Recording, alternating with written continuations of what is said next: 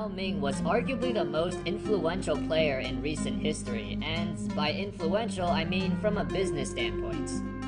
The popularity of the NBA started to skyrocket in the 2000s, and a lot of that had to do with all the superstar talents starting to come in.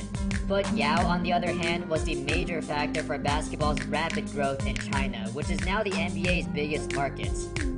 His drastic impact on the sport turned him into not only a superstar, but also a huge public figure, now serving as the president of the Chinese Basketball Association. Yao's success in all aspects of the sport helped him become a first-ballot Hall of Famer as he got inducted in 2016. So how good was Yao Ming on the courts? Was he ever considered to be a top 5 or top 10 player in the league? How's it going, fellas? My name's Andy, and today we're going to talk about Yao Ming and how good he was as a player. To start things off, before Yao even joined the NBA, he played on the Shanghai Sharks.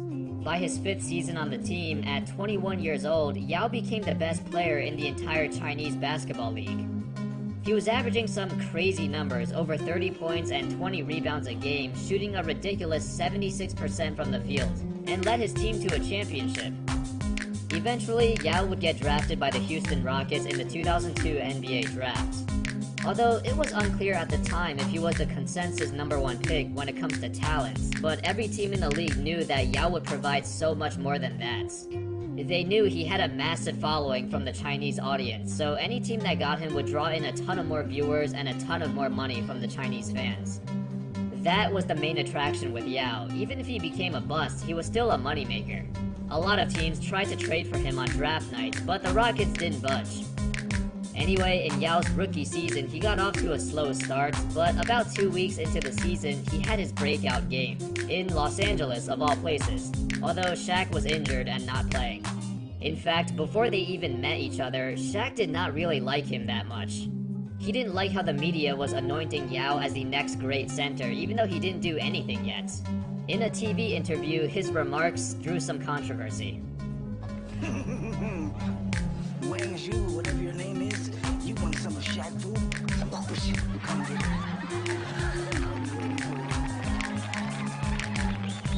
But none of this fazed Yao. On November 17, 2002, the Rockets faced the Lakers, and Yao scored 20 points on 9 for 9 shooting.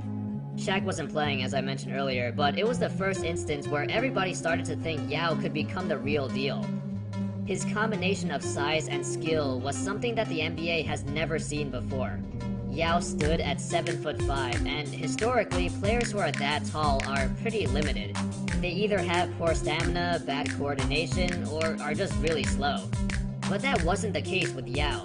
He was nimble, yet strong. Nobody could move him in the post because his legs were like tree trunks. It wasn't until 2 months later in January where Yao and Shaq would finally face each other. And with Shaq being healthy now, it was a much harder matchup for Yao. Shaq dominated him in the scoring department, but Yao registered 6 blocks, a lot of them on Shaq, and the Rockets won the game in overtime. Through the years, Shaq's relationship with Yao gradually improved, and by the end of his career, he had a tremendous amount of respect for him. Even saying that, if he didn't have those injuries, he could have been up there in the top 5 centers to ever play the game. That's pretty cool, considering that Shaq barely ever compliments other big men who are younger than him. Yao finished his rookie season with averages of 13.5 points, 8 rebounds, and almost 2 blocks per game, shooting 50% from the field and 81% at the line, as he narrowly lost the Rookie of the Year to Amari Stoudemire. As Yao's career progressed, he continued to improve in all aspects of the game. Coming into the league, Yao was given the label of being soft, but he quickly changed everybody's perception. He started to be more physical down low when grabbing rebounds and going up for blocks. His post-up started to get sharper, crisper, with a stronger, more explosive finish. But more importantly, Yao had a very soft shooting touch. His elbow jumper was solid, and he was a great free throw shooter at 83% for his career. By his second year in the league, he was averaging nearly 18 points and 9 rebounds a game, improving his scoring efficiency as well. As for the Rockets as a team, they didn't find much success until they made a trade to acquire Tracy McGrady in the summer of 2004. This paired Yao with a top 3 wing player in the league, but as we all know, the era of T-Mac and Yao did not live up to expectations, mainly because of injuries. From 2005 to 2009, the Rockets won more than 50 games in 4 different seasons, but they never got out of the first round until 2009, and in that year, T-Mac and Yao were injured anyway. Individually, Yao had his best seasons during that time period. From 05 to 09, he averaged 21 points, almost 10 rebounds, and 2 blocks as the second option behind T-Mac. Well, I guess they were both first options, but T-Mac always had the higher usage. Honestly, it would have been better if the Rockets tried to run more of their offense through Yao instead. T-Mac was already declining by the time he got to Houston, and he got injured even more than Yao, so it was hard to integrate him back into the offense every time he came back. Yao was a more efficient scorer and also anchored the Rockets' defense very well. During his healthy years, the Rockets were always in the top 6 for defensive efficiency.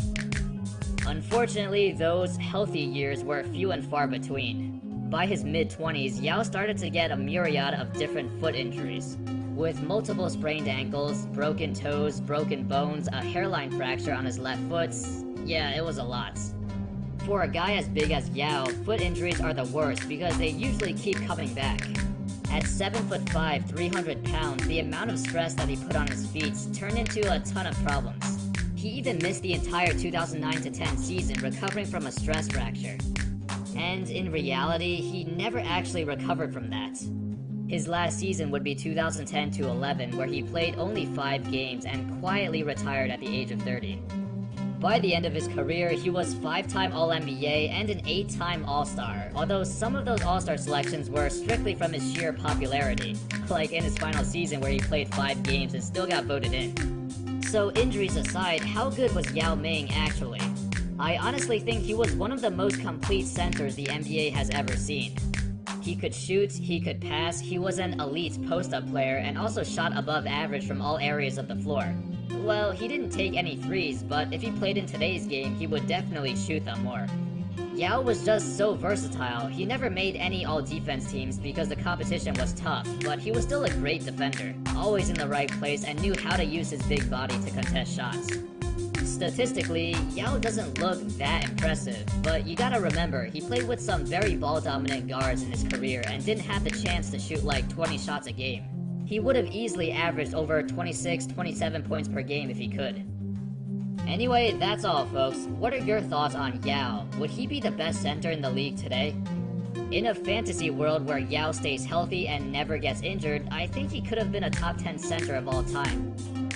Alright fellas, thank you so much for watching the video. Hope you enjoyed it. Alright fellas, thank you so much for watching the video. Hope you enjoyed it.